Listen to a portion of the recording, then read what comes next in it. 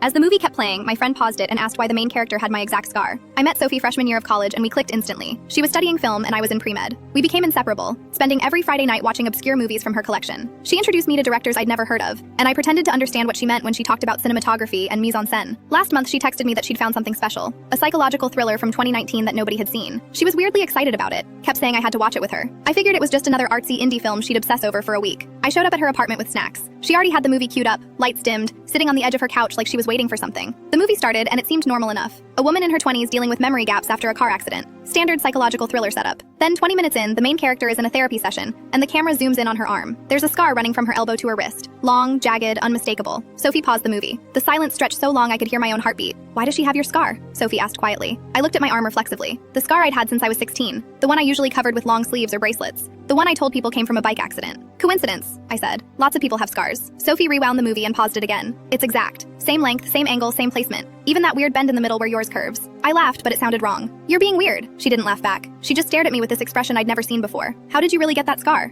I told her the bike story. Went over a curb wrong, landed on gravel, needed stitches. I told it 100 times. It rolled off my tongue perfectly. "When I was 16, I finished." Sophie picked up her phone and started typing. "What month?" "What? What month when you were 16? August. Why does it matter?" She turned her phone toward me. It was the movie's Wikipedia page. Filming dates: July to September 2018. I stared at the screen. "So what? So you got your scar in August 2018, Sophie said slowly. "And this movie was filming at the exact same time. In Connecticut." My throat went dry. "I've never been to Connecticut." "Really?" She opened her photos and showed me a picture. It was from Halloween sophomore year, a group photo at a party. I was in the corner wearing a witch costume. "That's me at the party," I said. "What's your point?" She zoomed in on the background. On the wall behind me was a poster. "Visit Connecticut, the Constitution State." "That was at my roommate's apartment," I said. "She's from Connecticut. It's just a poster." Sophie exited the photo app and opened her notes. She'd been writing things down. Dates, times, observations. "You've mentioned Connecticut 14 times since I've known you. You knew exactly where the best pizza place was when we drove through New Haven last year. You corrected me when I mispronounced Hamden. You said you'd never been there, but you knew things." I stood up. "This is insane. You're acting insane." "The actress in this movie," Sophie continued, not looking at me. "Her name is Rachel Chen. She was an unknown. This was her first and only role. The movie flopped. She disappeared after it came out and nobody knows where she went." I grabbed my jacket. "I'm leaving. You have the same scar. You react to Connecticut like you've lived there. And you look exactly like her." I was at the door when she said it. "What happened in August 2018? I froze with my hand on the doorknob. The truth is, I don't remember most of August 2018.